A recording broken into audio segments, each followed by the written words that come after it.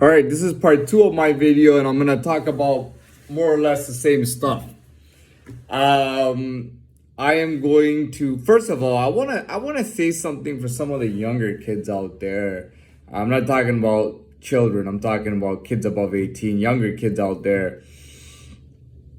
You'll hear kids or you'll hear older guys say shit like, "Oh, I've done 7 years over the last, since I was 18 and now I'm like 35. I've done like 7 years on and off, every now and then, get catching a charge, doing time, doing time, doing time. I'm a criminal, blah, blah, blah."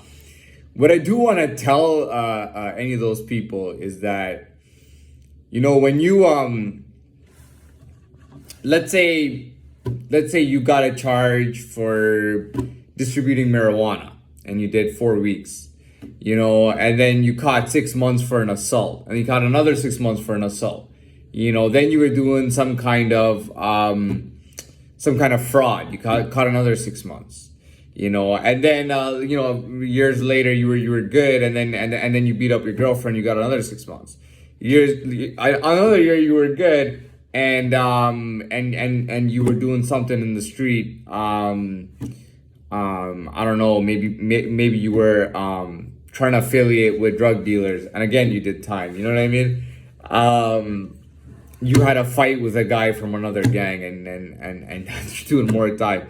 I want to let you know that, first of all, it is much harder to do, like, if you're robbing a bank and you're doing 7 years, that's much harder. And I want you to know that, first of all, but I also want you to know that, you got to understand, like, somebody did a lot of time. You know what I mean? And I know guys who would never, ever want to be in that position.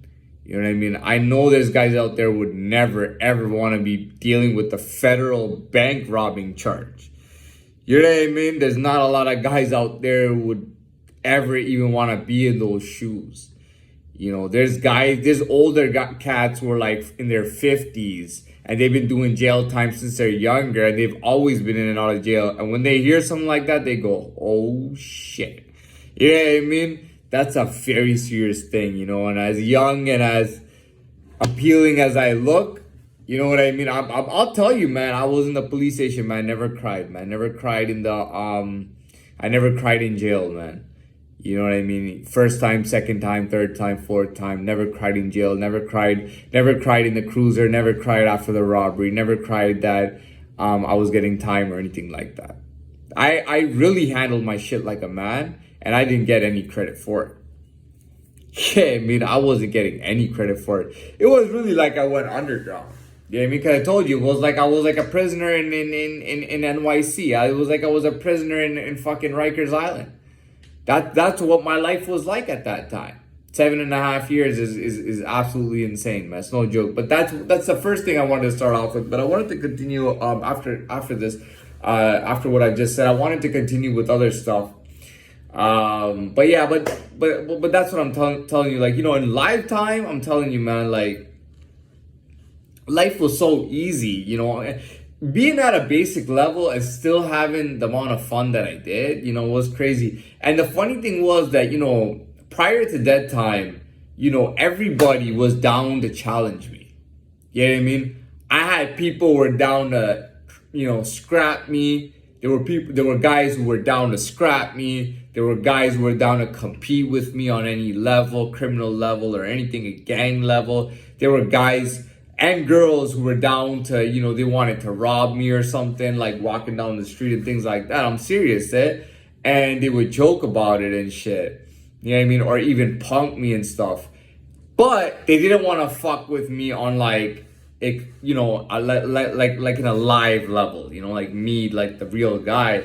They didn't want to do bitch stuff like, "Oh, I want to try to get him fired" kind of thing. It was all like, "Oh, he can't even fuck with us. He's too pussy to come into our world."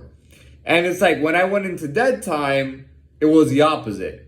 Cause I made myself so strong and I got so deep into that game that all these guys were just pissed scared of me. And then all of a sudden, it was okay to snitch on me. It was okay to use any kind of bitch moves against me. It was okay to bitch out and be a bitch against me. that became okay. You know, the same thing that they couldn't do then, they want, you know what I mean? It's just weird. You know what I mean? In that time, it was like I just got so much stronger, you know, and I didn't have that in Lifetime because, you know, I wasn't even living my real life. I couldn't win at anything. If I went and tried to win out there, it would just be like a win for somebody else, maybe on the conscious level, you know what I mean? But like people, you know, it's funny because everybody knew that I was never anything other than Latin. You know what I mean? Like growing up, like, you know, and that's when I questioned people's, you know, people's minds, you know. Oh, he's either Arab or Turkish, obviously, you know, and it's like I question them because I go, everything on the level of reality, like actual reality, not baby reality, adult reality, on every level, everything screamed Latin, you know? And you knew that too, but you would still say other things. It's kind of weird, you know? But yeah, I mean, it is what it is. No regrets or anything, you know. That's life. That's how we learn. You know what I mean? It's a gift to be born. It's a gift to move through life. It's a gift to improve, to live, and it's a gift to earn things. You know what I mean? Which actually sounds very funny.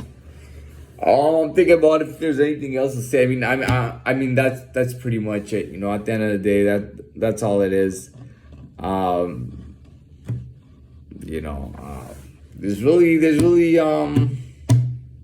trying to think, but there's really nothing else. Okay, I guess that's it because I can't really think of anything to come up with. So, and I was thinking about. Well, I don't need to talk about. I'm thinking maybe Chicago times. Maybe I could. Let's see if I can come up with something that I haven't already said. I mean, Chicago time or my Chicago vibes. What were my Chicago vibes like? You know, there was a lot of just dangerous music being played. You know what I mean? Like that Mobb Deep stuff being played. You know, and I told you the tracks, and it was a lot of dangerous music being played. You know, it was you know what I mean? Even like just dangerous habits, you know what I mean? But yeah, but pretty much, yeah. I don't know. There's nothing really. There's not all much.